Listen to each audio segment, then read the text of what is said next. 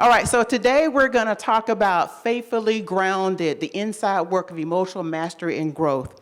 And when we think about this, we're thinking about, when we do emotional work, this is the work that people don't see. It's kind of like being in an abusive relationship. When it's physical abuse, you see the results of that. Could be bruises, broken bones, things like that. But when it's emotional, you don't see that type of abuse. And so it's the same thing with our emotions. When we're dealing with our emotions, we're doing the inside work, the things that people don't see. And that's what we're going to focus on today. All right, I'm going a little bit too fast here. Okay, so today's session, we're going to focus on awareness, control, and transformation. And everybody should have a pen or a pencil on their table and a little sticky note. I am an educator, and so we're going to do activities. And if you don't know, now you know. All right, I like audience engagement, all right? So what I am including in this, because my emotional journey does include my faith. And so that's why I'm including it in this. So my journey included that, and I'm including it in my presentation. Because you notice I put up here Galatians 5:22 and 23. And one of the fruits of the Spirit is what? Self-control. The Bible is full of scriptures, especially in the book of Proverbs, that teaches us how to control our emotions. All right, so we got two activities. One of them is you can say it or write it down on a sticky note. Now, I prefer that you write on a sticky note because I want it to stick to you. Okay? So you write it down on a sticky note. The first question is, in one word, how are you feeling right now? So we're going to take a pause. I want you to think about how you're feeling. Write it down.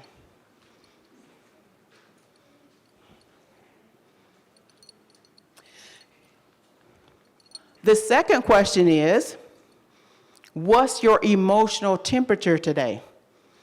Now, some of you may be looking like, I thought feelings and emotions were the same thing. What is she talking about? Is she crazy? I'm not crazy. Not at all. There is a difference. Even though these words are used interchangeably, there's actually a difference. Boom! I did that for a reason.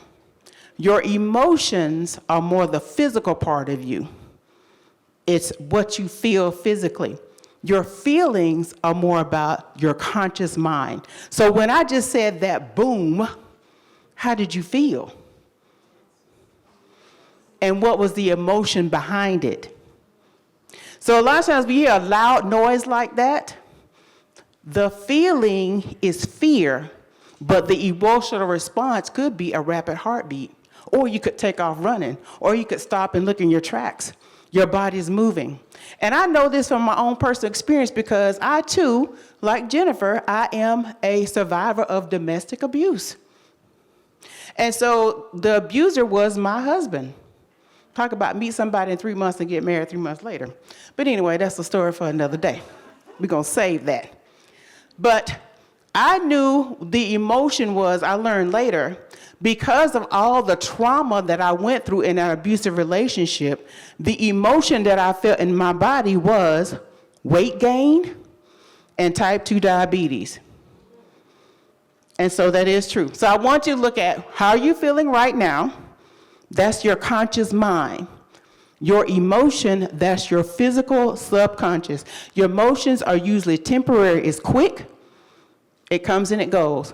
But what holds on in your life the longest is how I feel. I feel some type of way. And we tend to hold on to those feelings forever, it seems like. Right? Okay. Now, so what is emotional intelligence? Since we're talking about emotions, how many of you have heard this term, emotional intelligence? Okay, I think it's a little buzzword these days, okay? So today you're going to learn, what is it? You're going to recognize, understand, manage, and influence your emotions. Not only your emotions, but the emotions of others. So you may already be familiar with this term, but we're going to take a little deep dive into it. And so I want you to know that how many of you believe that knowledge is power? You believe that knowledge is power. But what if you get that knowledge and you don't apply it? Is it powerful? No. We could be students for the rest of our lives, but if we go through these classes and we go through these webinars and things like that, and we get all this knowledge and we don't use it, then what is it good for? It's just sitting there, all right? So I believe that knowledge is not power. Knowledge, when it's applied, it is. That's when you become powerful. All right, so why does emotional intelligence matter? It matters because it affects everything that we do. It affects our decisions. When I met my now deceased ex-husband, it was an immediate decision. The pink flags were flying. The red flags were flying even higher. But because of some trauma that I had been through in my past, and we all have a universal need for human connection. We want to love, be loved, and we want to be respected in the community for being our authentic selves, right? So when I met him, being the person that I was, I didn't love Patrice. I didn't like her because of my complexion, the skin that I was in. So that was another journey for me. But when I met him, never seen anybody like him before. Black man with blue eyes. Yes, piercing blue eyes. So when I met him and he was interested in me, wait, you looking at me? Over here. Then that kicked in, and we're going to talk about that a little bit later. So I made a decision to marry someone when I saw the red flags, and I just went on with it anyway because I made a decision with my emotion and not with my mind. It helps to build stronger relationships, and it also helps to increase your resilience. Your resilience is your ability to do what? Bounce back from a difficult situation. And it took me years to bounce back from that situation. I didn't know what domestic violence was. I didn't grow up in a domestic or abusive household. I grew up in a household with 2 Christian parents. And I was wondering, why is he treating me like this? What did I do? I don't understand. My dad never treated my mom like that. I didn't get it until later on when I did some self-work. All right, so emotions are not problems to be solved, but it's a signal. So you have to be intentional about recognizing what that emotion feels like in your body and paying attention to it. But it's a signal to be understood. All right, so this is where we're going to name entertainment. Got another activity. I told you I'm an educator. All right, so I want you to think of a recent strong emotion. It can be positive, joy, happiness, or it can be something that was negative. I want you to write it down, and then I want you to think about what emotion did you feel? What triggered it? And then how did you respond? Because a lot of times when we get angry, we react instead of responding. And I always tell my students, it takes 2 people to argue. Nobody argues or fights with themselves. So people can draw you into that. You have to be careful about that. Because when somebody gets hostile with us, the first thing, our human reaction, we want to get hostile right back with them, right? You gonna come at me, I'm gonna get my lick back. I'm coming right back at you. And that's hard to do. So when you're learning how to regulate your emotions, it's hard to take a step back and say, wait a minute, I'm not gonna give you what you gave to me. Because I'm gonna take the higher road. Because you have to think about, like I told you, all the stress that I went through in my marriage, type 2 diabetes at 28 years old. Now, it does run in my family, but most members didn't get it until they were in their 50s. When I told my mom I had diabetes, she was devastated. The first time I flew home in a long time, I was living in Charlotte, North Carolina, and I flew home. Got off that plane, my parents didn't say anything, but years later I learned, they was like, we didn't even recognize who you were. I used to be slim, this tall girl, and I went from a size 8'10" to a size 22 women's. That's how the feelings of what I was going through in my marriage affected my emotions, because the trauma showed up in my body. Have anybody ever read the book, The Body Keeps the Score? Then you know exactly what I'm talking about. All right, so have you done that exercise? What emotion did you feel? So I'm making you kind of go back, and it's okay, because I had to go back to and do this work, and I had to remember some things that happened to me in that relationship. What triggered it? And then how did you respond to it?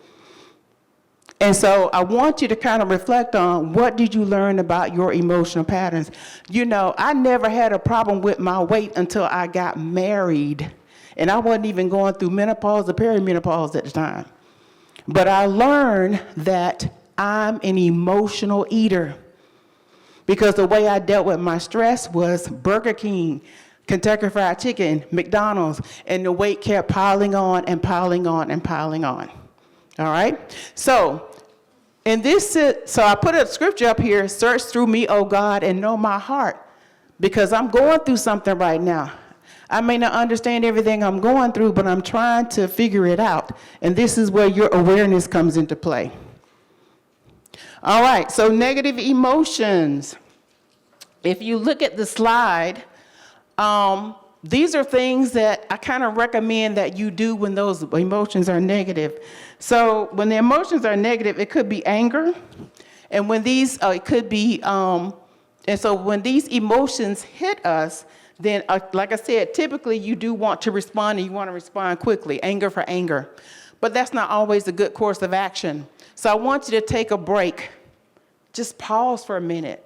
Don't think about reacting. Think about, okay, let me just take a breath. And that means that pausing doesn't mean that you have to stay where you are. For me, I had to, if it was something going on at work, I would have to get up out my office and go. If it's a beautiful day like today, I would go and walk outside.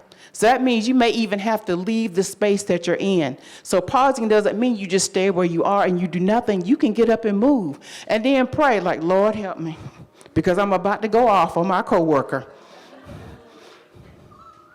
And that actually happened to me.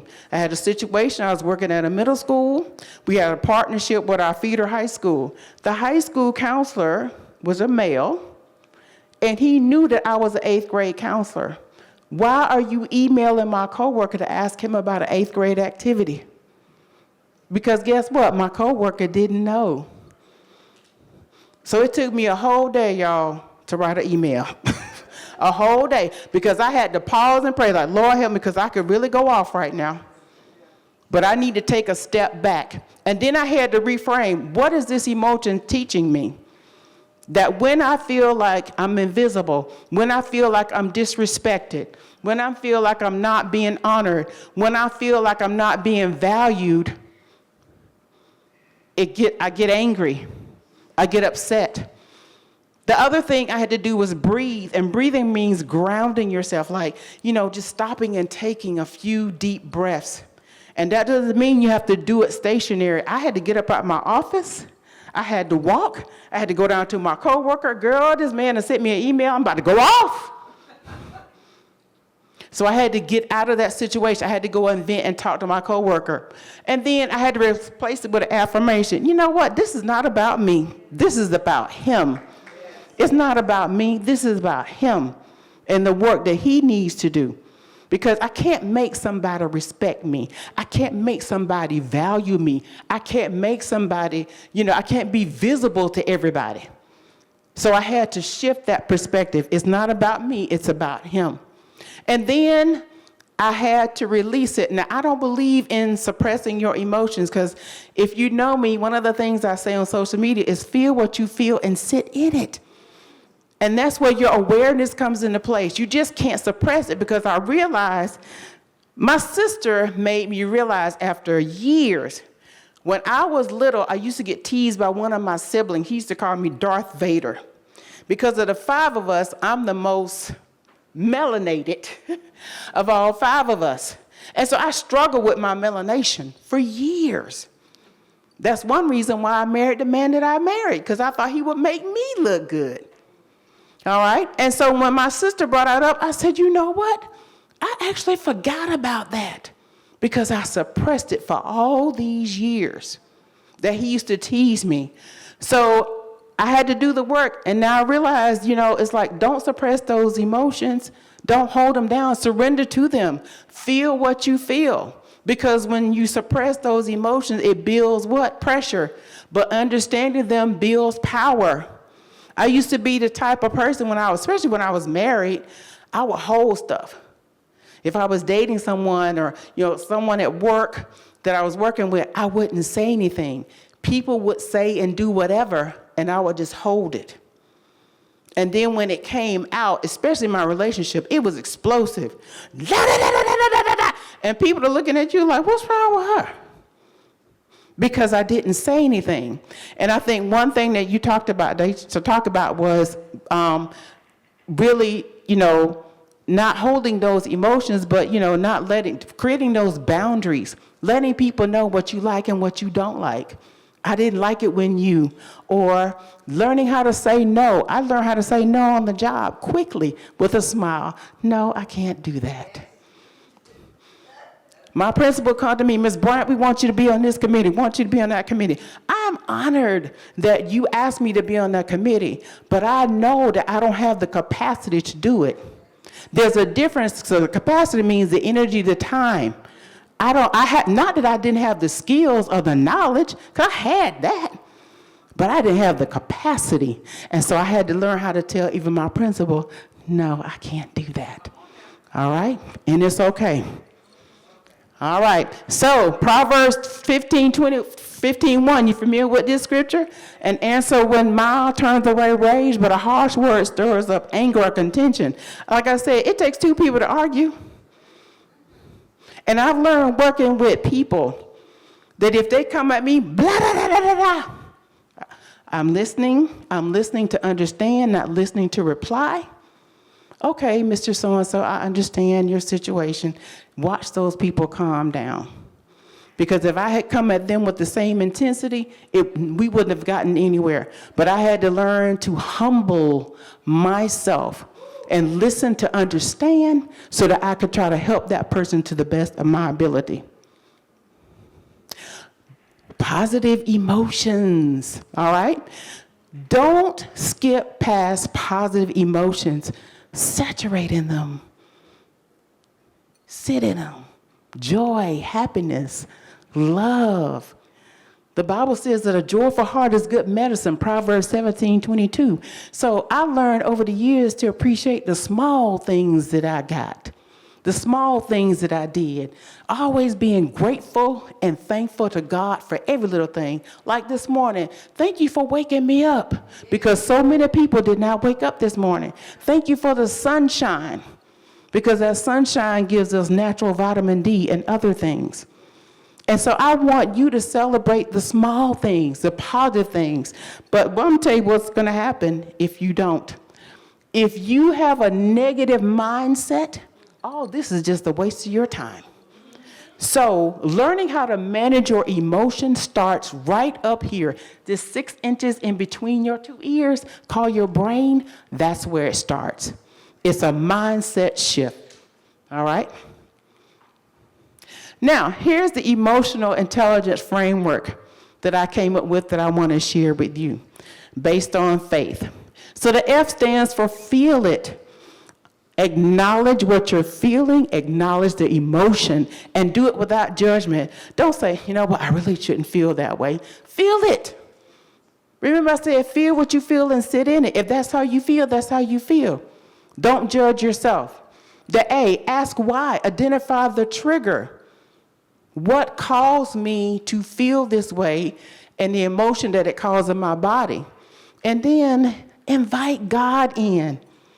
Pray, pause, meditate to seek perspective. I told you the Bible is full of information about managing your emotions, especially the book of Proverbs. All right? Transform your thought. Reframe emotions through truth. This is where you kind of reframe your brain. Like I said, with that situation at the school, I looked at it like, that's not on me, that's on him. That's the way he's viewing this situation. So I need to reframe my thinking. And then the H is heal and help. Healing yourself and then moving forward with what? Grace. And using your growth to help others.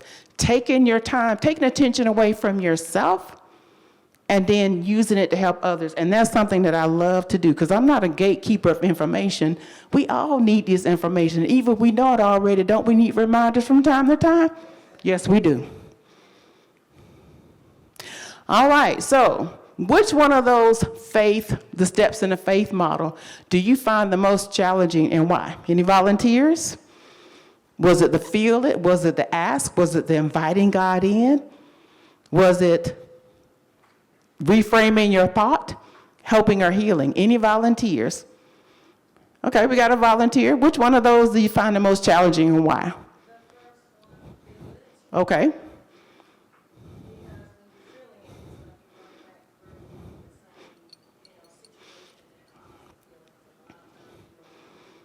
Yes.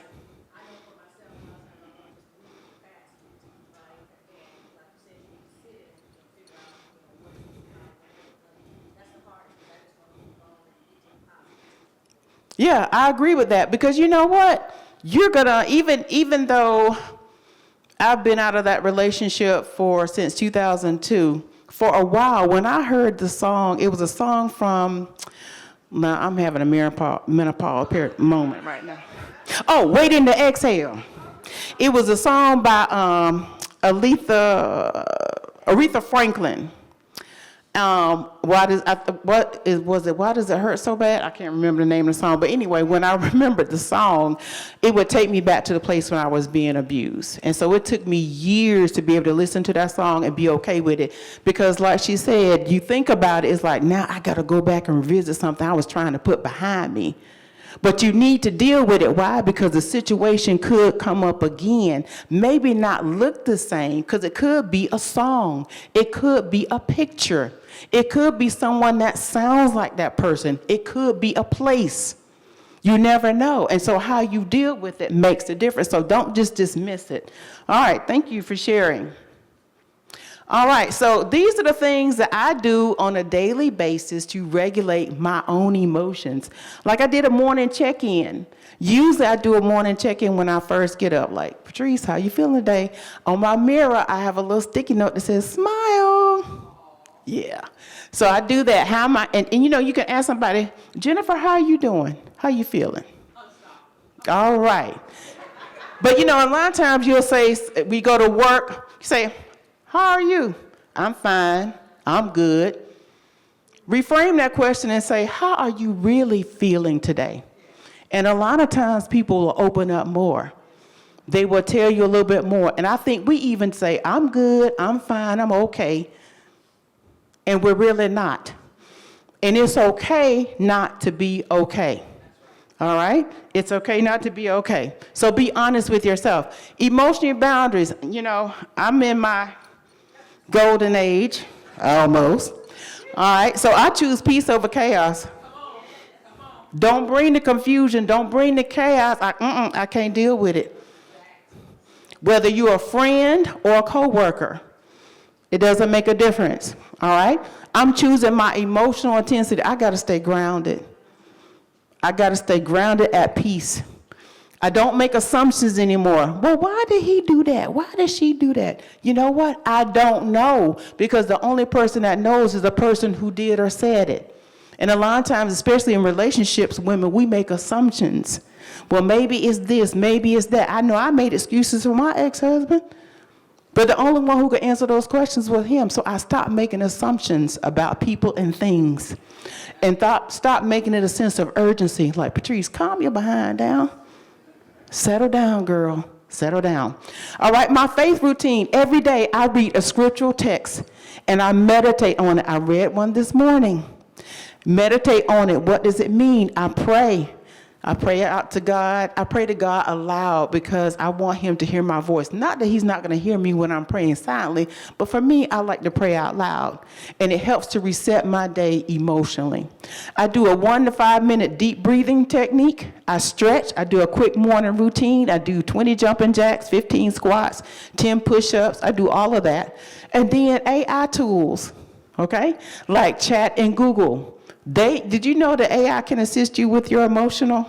Now, it's not therapy. Don't get me wrong. Don't say, Patrice said we can use AI. I didn't say that. I didn't say you could use it for therapy. What I'm telling you is you could use it, hey, I'm feeling kind of blue today. Or there's some things you can just to help me to come out of this. Watch what it does. And then listen to music. All right. Now, emerging faith. Real quick, faith doesn't eliminate emotion, it transforms how we handle them. This is how I got through my journey of learning how to regulate and manage my emotions. I had to lean on God. Now, I do use AI, but you know who the best AI is? God, Almighty Intelligence. He wrote, the book was written by men, but inspired by him, but it's a guide on practical living and daily life. That's right. That is right.